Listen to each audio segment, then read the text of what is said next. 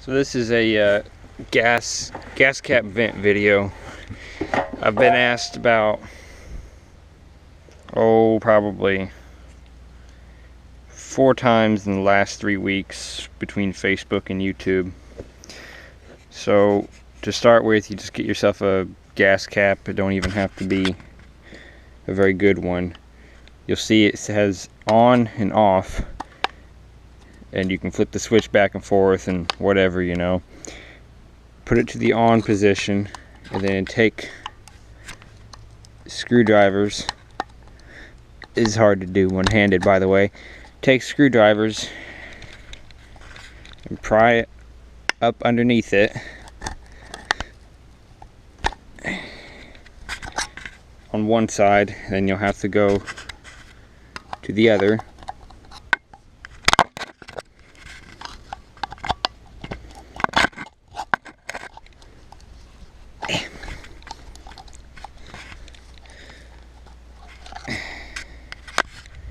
Here, I'll set this down real quick and I'll just leave it recording because it won't be much after I get it out. It just is a pain to get these off.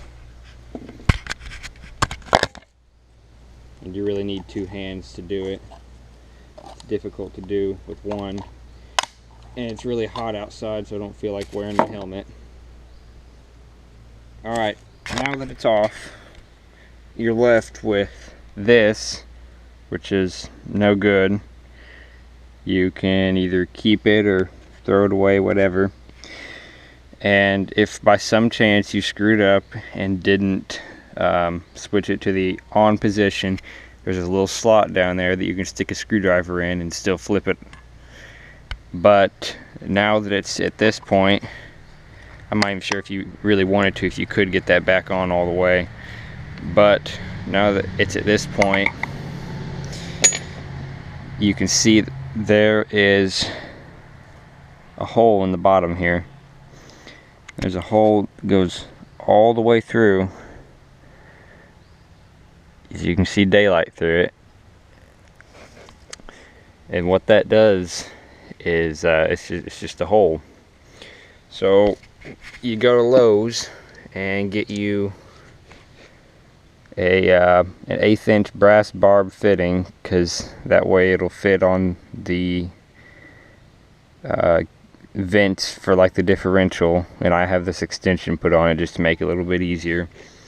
And you get a little bit of JB Weld, and you put JB Weld all around this, a little bit on this too, and then you put it where it's about in flush like that, or where it sits on the bottom for me, and you just leave it there and dry in a position where it's perfectly straight up and down.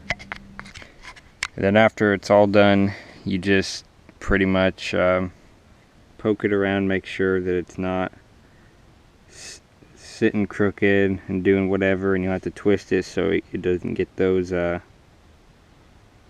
little cracks all the way around it, so it makes it strong and not weak. And just make sure it's all straight and whatever, and just let it sit there for at least 24 hours. You can do a little bit longer, but at least 24 hours before you do anything or put anything on it.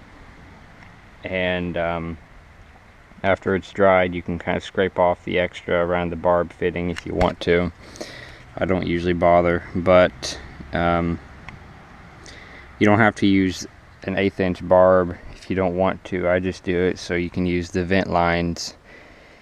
You can also use anything that will go in the hole, which I believe is 1/4 inch. So if you want to, you can use a slip fitting for an air hose that's 1/4 inch and use a bigger hose, but I prefer just to use that. So it's small and low profile and out of the way. Also, after this dries, you'll need to run either a 1/16 inch drill bit or the drill bit that's the next size bigger that will barely go in the brass barb, because it'll be clogged up with JB Weld but wait till it's completely dry before you do that. And if by some chance you got too much, you can run a drill bit through that hole down there and then this one, and as long as it's moderately close and it's not just crooked as hell, it'll still work just fine. That's pretty much it on how to vent a gas tank cap for a Honda 300 Fourtrax. And probably anything else that has a on and off lock like that, just so you don't get water in your tank or drown out the ATV in the water.